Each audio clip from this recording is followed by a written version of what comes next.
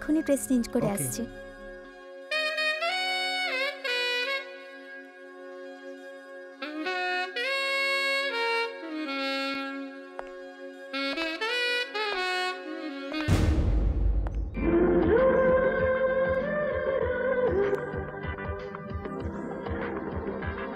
High রেশমি। কে তুমি? আমি তোমায় চিনি না। কি তুমি আমাকে চেনো না? হে, ডোন্ট সে লাইক দ্যাট। মনে হচ্ছে তুমি এখনো রেগে আছো। লুক মিস্টার, আমি আপনাকে বললাম না আমি আপনাকে চিনি না, তাহলে কেন আমাকে ডিস্টার্ব করছেন? রেশমি প্লিজ আমার কথা শোনো। কি হয়েছে তোমার? মনে হচ্ছে জেনে বুঝে তুমি আমাকে না চেনার ভান করছো। মনে হয় তুই ভদ্রভাষার মানুষ নস। Bibek please, I don't want this. আর তুমি যেই হও না কেন, ভগবানের দোহাই আমাকে আর বিরক্ত করো না। আর এমনিতেও আমার বাগদত্তা, ওর সাথে আমার বিয়ে হতে চলেছে। চলো বিবেক।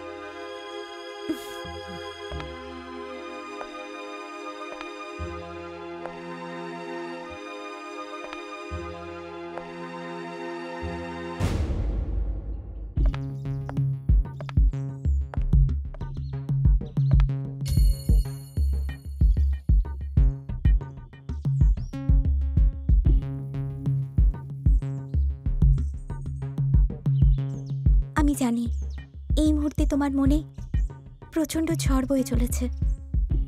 অগন্তিক প্রশ্ন বিষাক্ত সাপ হয়ে তোমার মনের মধ্যে ছোবল মেরে চলেছে। একদম ঠিক ভেবেছো তুমি। দেখো রশ্মি, আমরা একে অপরের জীবনসাথী হতে চলেছি। এই জন্য এটা আমার জানা খুব প্রয়োজন যে ওই ছেলেটার সাথে তোমার কি সম্পর্ক। তোমার এই প্রশ্ন একেবারেই প্রাসঙ্গিক। আমি নিজেও তোমাকে আমার অতীতের সব কথা তোমাকে জানিয়ে দিতে চাই। আমার দাদা, যাকে সবাই দাদা ঠাকুরের নামে জানে, আসলে তিনি একজন কনস্টেবল ছিলেন। বৌদি, ও বৌদি, আরে বৌদি শুনছো? আসছি আসছি, এত চেঁচামেচি করছো কেন?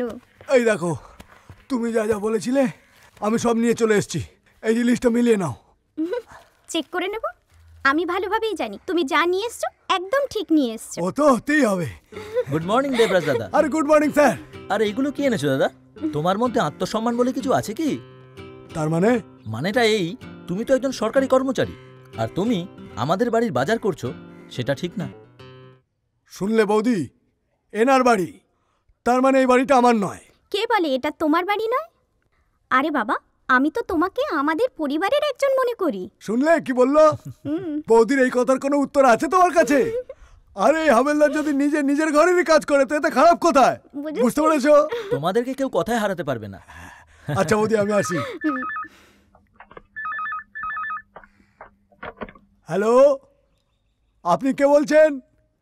এমএলএ স্যার, আপনি একটু অপেক্ষা করুন, আমি ডেকে দিচ্ছি। 1 মিনিট। কার ফোন দেবরাজ?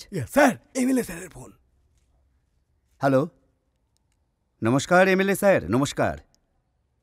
কি রোশনলাল বিল্ডারের মার্ডার কেসে যে লোকটা গ্রেপ্তার হয়েছে সে আপনার লোক? আরে নো প্রবলেম স্যার, আমি ছেড়ে দেব। না না, ধন্যবাদের কি আছে, it's a matter of give and take. আপনি আমাকে প্রমোশন করিয়ে এসপি বানিয়েছেন, আমি আপনার জন্য ছোট্ট কাজটা করব না? স্যার আপনি চিন্তা করবেন না, আপনার লোকের কিচ্ছু হবে না। Okay sir, thank you sir, thank you. Debraj, মেম সাহেব ডাক্তারের কাছে যাচ্ছেন, তুমি সঙ্গে যাও। আর চেক আপের পর তুমি বাড়িতে পৌঁছে দিয়ে পুলিশ স্টেশনে যাবে। আচ্ছা, তোমার পড়াশোনা তো কমপ্লিট হয়ে গেল, তাহলে এবার কি? বাবা চাইছেন যে আমি আইপিএস হই, কিন্তু আমার আইপিএস হওয়ার কোনো ইচ্ছে নেই। তাহলে কি করবে? এমবিএ পড়ে নিজের বিজনেস স্টার্ট করতে চাই। I want to become a big businessman too. Idea তো তোমার খুব ভালো। হ্যাঁ,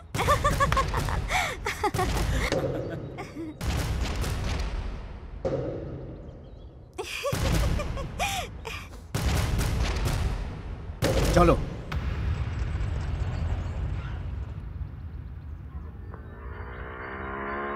হাই মা। ইন্দর। হ্যাঁ বাবা। এদিকে এসো। তোমার সাথে মেয়েটা কে ছিল? কোন মেয়েটা? ওই যে যাকে আদর করে কোকোকোলা খাওয়াচ্ছিলে। ও দেবরাজ দাদার বোন রেশমি। আমি ওকে খুব ভালোবাসি আর আমি ওকে বিয়েও করতে চাই। তুমি জানো না যে তুমি কি বলছো?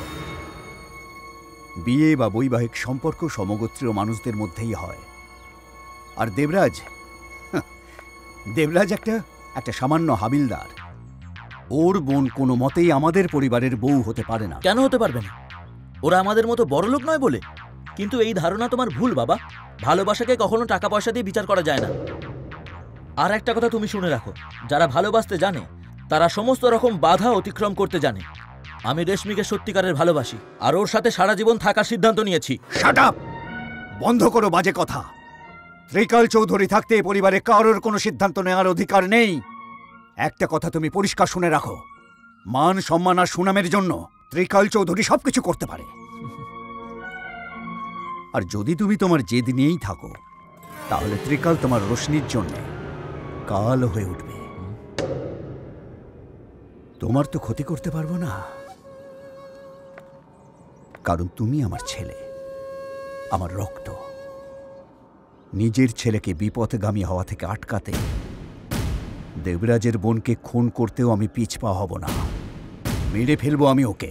বাবা, এই কথাটা সবসময় মনে রেখো যে আমি যা বলি সেটা কিন্তু করি।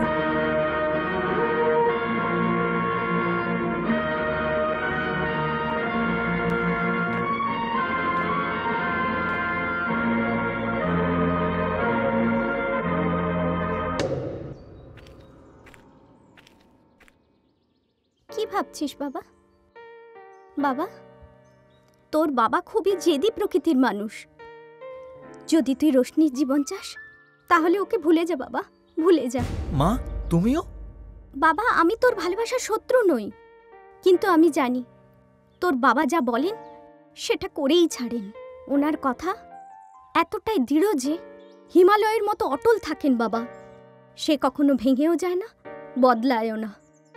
বাবা, তুই যদি রশ্মিকে ভালোই বাসিস তাহলে ওই ভালোবাসাকে তোর ভুলে যেতেই হবে।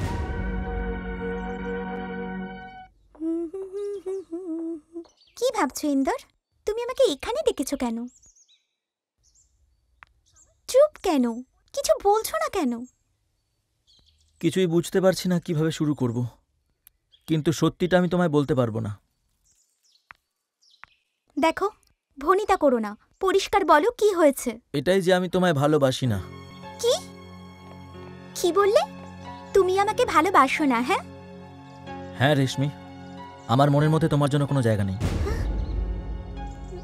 না ইন্দর, ইটস নট ট্রু।